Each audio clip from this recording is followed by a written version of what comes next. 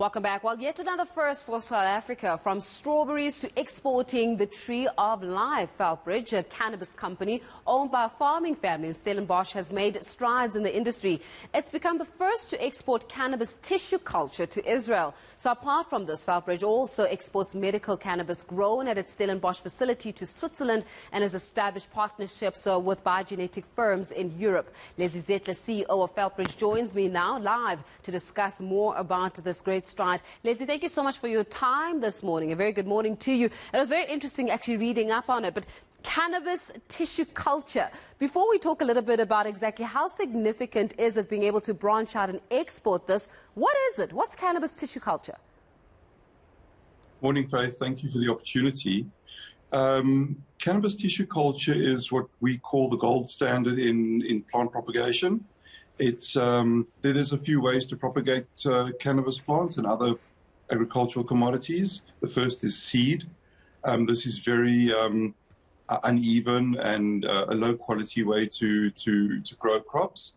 The second way is to clone it. And finally, the best way is cannabis tissue culture, which is a very small little cut that comes off the plant, and we propagate that in a sterile laboratory where we multiply it and basically clean it of any diseases, pathogens, viruses, and are able to export it as a live plant.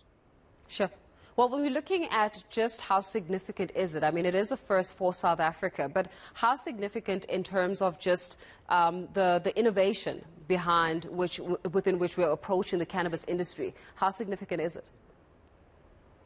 We think it's pretty significant. I mean, in the past year, we've done exports to a few countries, such as North Macedonia, to Switzerland, Spain, and now Israel. So yeah, this is really a growing business for us and for the country, and it's really one thing about the Israeli market is it's highly developed. So their requirements are incredibly strict. Even the labeling requirements are quite something.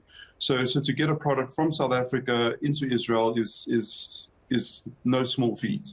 Yeah, I can imagine. But, you know, let's talk a little bit about the business, really, of the cannabis industry. Many were saying, and many businesses saying, that they want to be able to enter into this industry. But unfortunately, the tools of the trade or the barriers to entry are quite high in the sense that they're expensive. To even acquire the license, the process of acquiring the license is an expensive process in itself.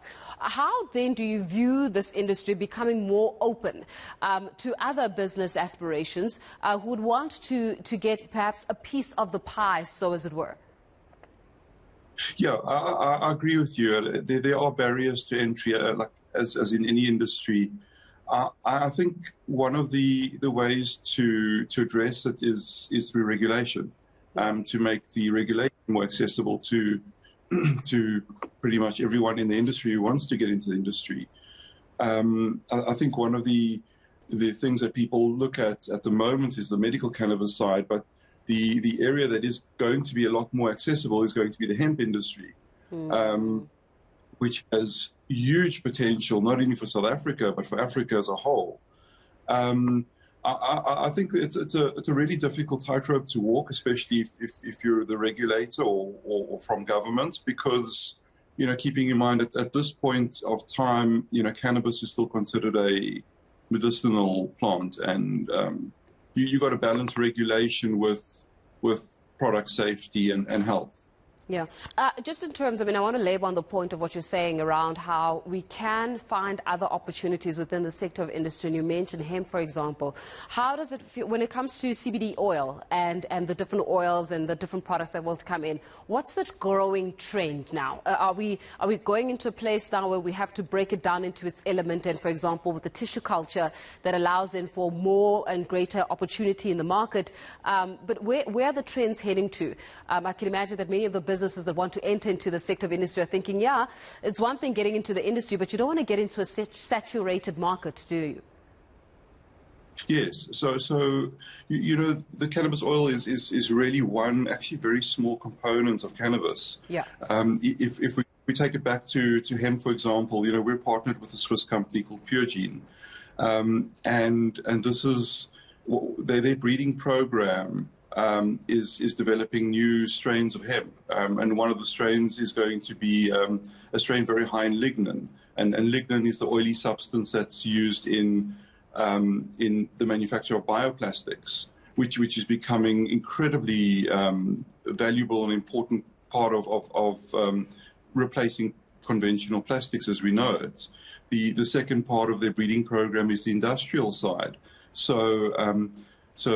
And the food production side. So they're producing genetics that are going to be very high in protein, for example, even higher than soya. Sure. So, this is going to have an impact on food costs and food production costs. So, the oil is one aspect to it, but there's a whole host of other applications. And then we also need to start looking at what each of the cannabinoids start doing.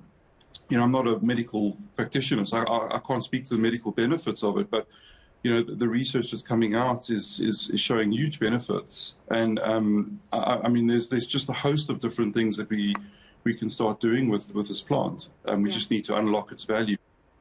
And speaking about unlocking, how then do we start unlocking more opportunities to export and more businesses to become players there in the export market? I mean, I would wonder that South Africa is probably a very fertile ground, excuse the pun, for allowing for such, a plant to actually grow, just given our sun and our rain, as well as our change in temperatures.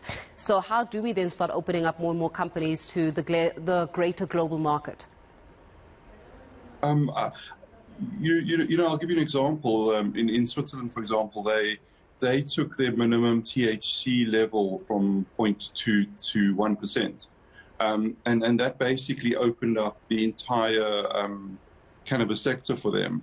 It created jobs in the cultivation of low THC varieties. It's created research, training. It was kind of the leading country in Europe to do this, and as a result, they're kind of leading the pack.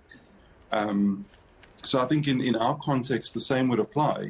Currently there are hemp permits being issued, but our limit on THC, I believe, is about 0.2%, which is incredibly low. And you, to be blunt, you can't really grow hemp under 0.2%. So it's kind of a non-starter. So I think if you want to create the value, let's increase that limit to 1%. Let's get cannabis removed off the drugs list so that it can be used in more of a commercial and industrial applications. And I think the sector will take off. Leslie, we'll leave it there, and congratulations to your business, obviously, for being able to have a first of its kind tissue culture there being exported to Israel. We've got Leslie Zetler, the CEO of Felbridge, giving us the latest in terms of exactly some of the innovation that is coming up when it comes to the utilization of cannabis, a growing industry, you might add.